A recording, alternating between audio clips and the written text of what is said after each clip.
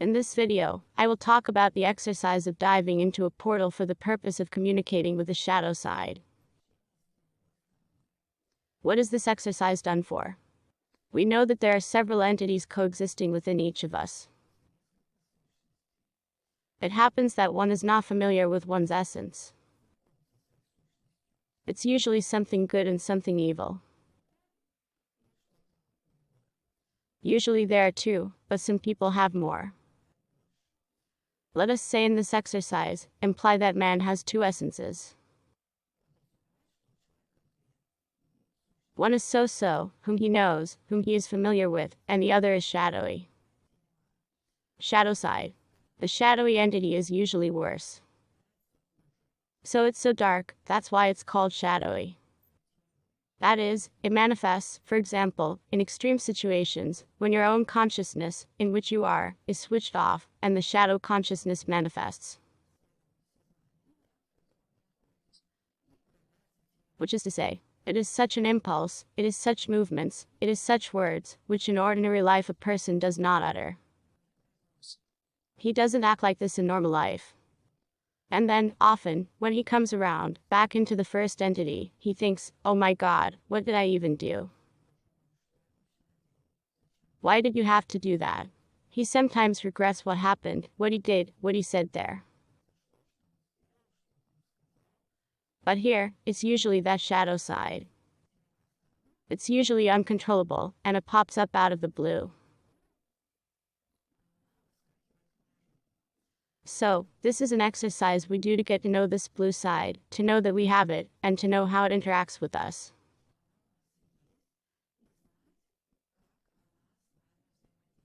If it's an environmentally friendly interaction and she's helping us, if she's willing to cooperate with us.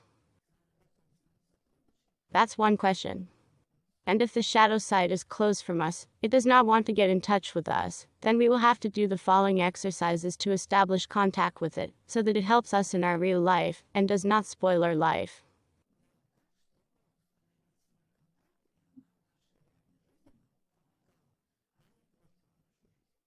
What exercise are we going to do?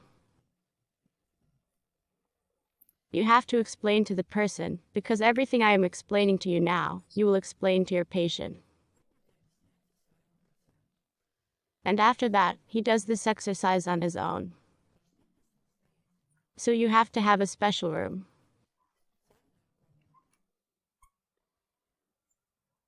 Accordingly, it is free of extraneous sounds.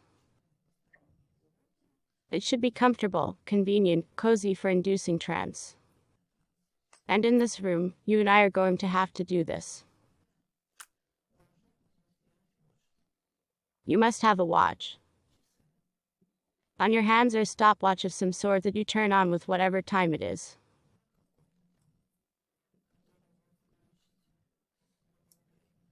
You should have them.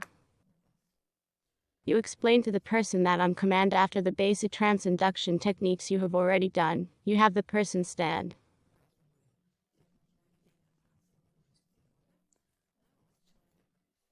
This exercise is performed standing up. He's standing. That's it, you've done the basic relaxation. Next, on command, you explain to him what he will have to do. Open the portal. What does that mean? That means he walks in with his feet, with his steps, he draws a circle like this.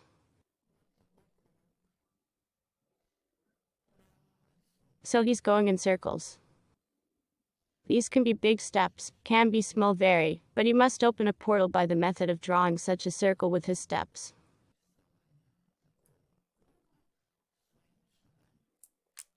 He opened a portal. And then he goes outside the circle, becomes right here.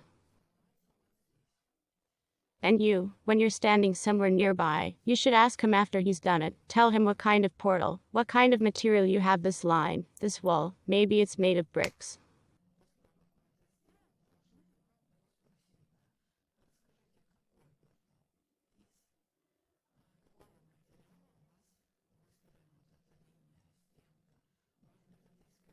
That is, it is necessary for a person to visualize this ring or this fire. Or it's some kind of chalk drawing.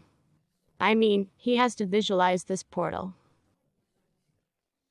and he tells you what he's like. Again, this is what he's going to talk about the ring. These are going to be trance-inducing techniques, meaning he's going to go deeper into them. What's the temperature? Cold or hot? What's the height? That is, you ask questions so that he or she can visualize this portal in as much detail as possible. After you had that conversation with him, he's maxed out there already, yeah. You explain to him that you will touch his shoulder afterward. So you touch his shoulder and you time him. Ask him or her a question about how long you would feel comfortable being in this portal. A person will say, for example, 2 minutes. You say, okay. You touch his shoulder. From now on, you're going to count down 2 minutes. So a person would have to enter the portal. As soon as you touched his shoulder, he goes into the portal and stays there for 2 minutes because he said he's willing to stay there for 2 minutes.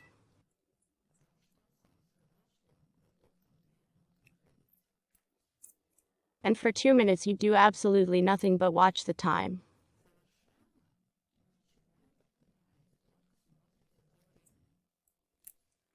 And the person is inside for those 2 minutes and imagines himself as that shadow side. So he stands in this circle for 2 minutes and imagines that he is his shadow side.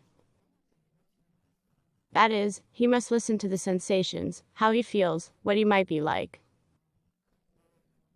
Some new character traits, awakened, yeah, something else. He stands for 2 minutes and introduces himself.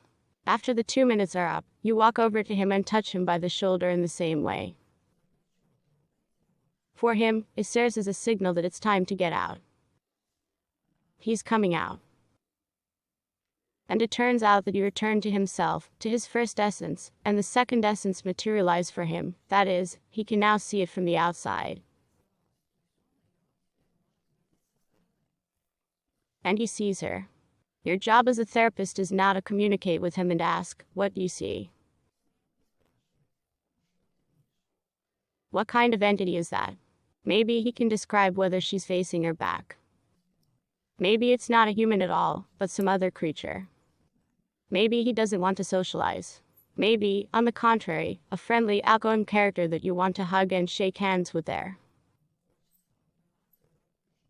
You have to find out what the person here sees, who the shadow side is. Communicated, visualized, imagined, visualized, and next you have to end this exercise with what you were asking. Tell the person, now you need to make friends with this shadow side ideally, so that it helps you in your life. So that it doesn't get in the way, but helps.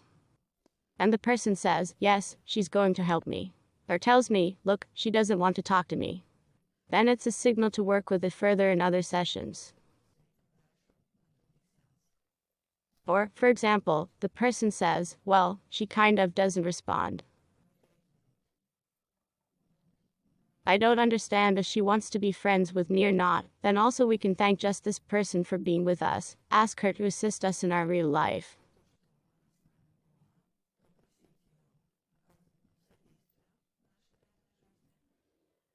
And close the portal.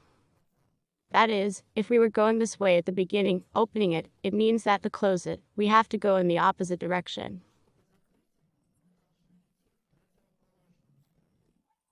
And the person goes in the opposite direction, thereby closing the portal, before that necessarily thanking this person. By thanking and ideally arranging for her to help him. They've closed the portal. All of them. After the portal has closed, we can sit down comfortably and continue the conversation standing up, well, just to talk to the person, yes, what they saw, what their feelings are. And about, for example, 5 to 1, you can quickly deduce there, I'm going to count 5 to 1, you'll find yourself here and now. Generally, the person should exit when the portal closes, but just in case. I recommend counting 5 to 1 more so that he's definitely out, so that he's definitely back from there. I'm going to count from 5 to 1, and you're going to be in the here and now. When I count to 1, 5, 4, 3. You are filled with energy. Strength comes to you. 2, 1. And you are back in the here and now at a comfortable pace. All of them. The exercise ended there. You talk to him. He befriends a shadow side that will help him in the future. If not, then it will be necessary to go back there and try to negotiate again with the help of other new techniques.